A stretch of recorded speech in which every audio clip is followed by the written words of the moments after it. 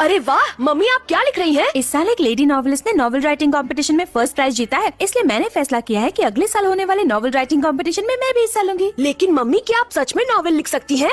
हाँ बिल्कुल, शायद तुम नहीं जानते कि अपने स्कूल के दिनों में मेरे लिखे ऐसे को हमेशा फुल मार्क्स मिलते थे, इसलिए मुझे लगता है कि मैं एक प्रोफेशनल राइटर बन सकती हूँ। क्या? अच्छा, तो मम्मी नॉवल लिख रही हैं। ठीक है, किस सब्जेक्ट पर लिख रही वो हैं? उसे सीक्रेट रखना चाहती हैं। मैं उसे जरूर पढ़ूंगा, पता नहीं वो किस बारे में होगा। मम्मी उसे लेकर बहुत एक्साइटेड है। कुछ धमाकेदार पढ़ने को मिलेगा। तो ठीक है, मुझे लगता है हम सबको मम्मी की मदद करनी चाहिए ताकि वो अपने नॉवल पर पूरा ध्यान दे सकें। मैं बिल्कुल तैयार हूँ पापा।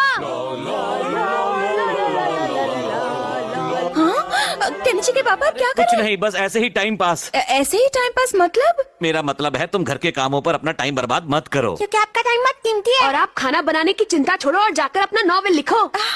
ओह शुक्रिया, तुम सब लोग मेरा कितना ध्यान रखते हो। क्यों नहीं रखेंगे मम्मी, आप एक मशहूर नॉवेलिस्ट जो बनने वाली हैं। शुक्रिया शुक्रिया, मैं 100% कोशिश करूंगी, ठीक है?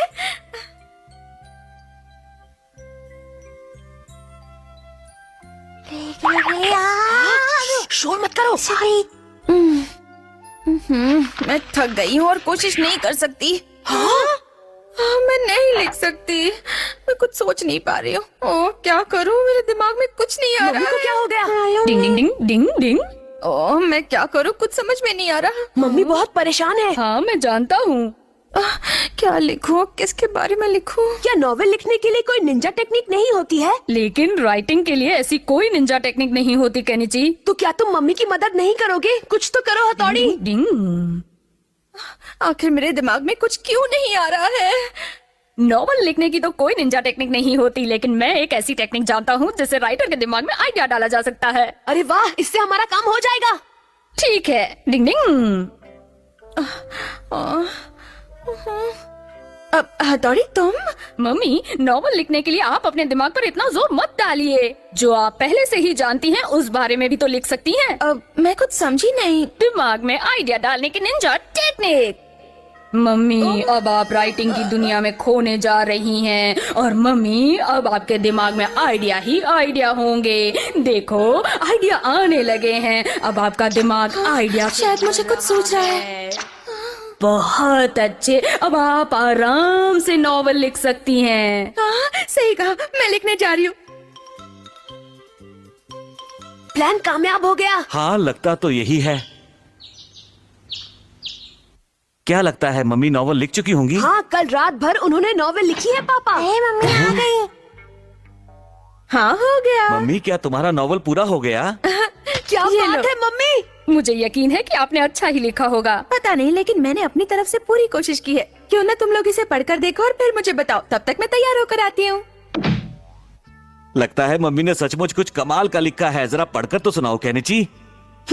मित्सुबा फैमिली के सभी सदस्य बहुत हंसमुख और दिलचस्प हैं। मैं अपनी कहानी की शुरुआत केनिची के पापा से करती हूँ। वो सच में एक बहुत अच्छे इंसान है। कुछ दिन पहले वो एक पोस्ट बॉक्स से टकरा गए। आपको यकीन नहीं होगा, लेकिन उन्होंने उस टिन के डिब्बे से माफी मांगी।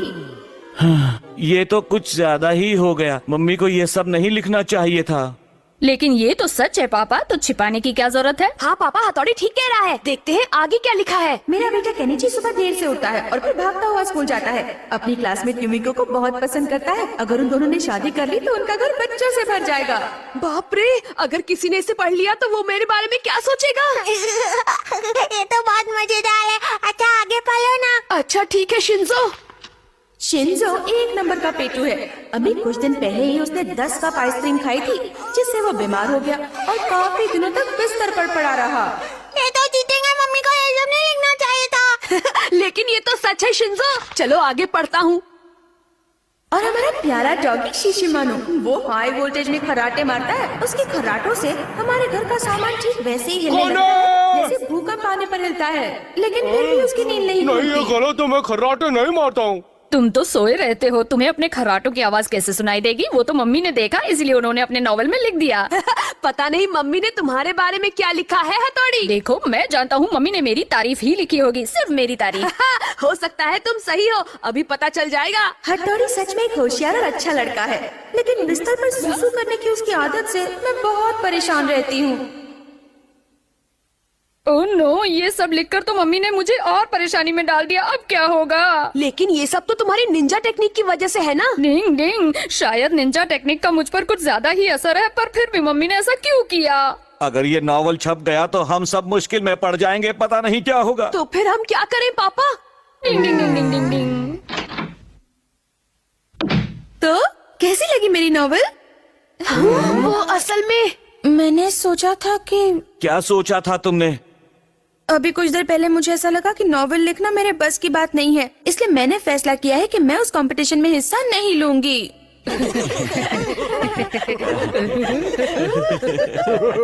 बच गए। कोई बात नहीं, ऐसा होता रहता है। हाँ मम्मी, आप सच में बहुत टैलेंटेड है। शायद तुम ठीक कह रहे हो, धीरे धीरे मैं लिखना सीख जाऊंगी। मम्मी, अगर आप ऐसे ही नॉवल लिखने की कोशिश करती रहेंगी तो एक दिन जरूर मशहूर नॉवेलिस्ट हो जाएंगी। डिंग डिंग।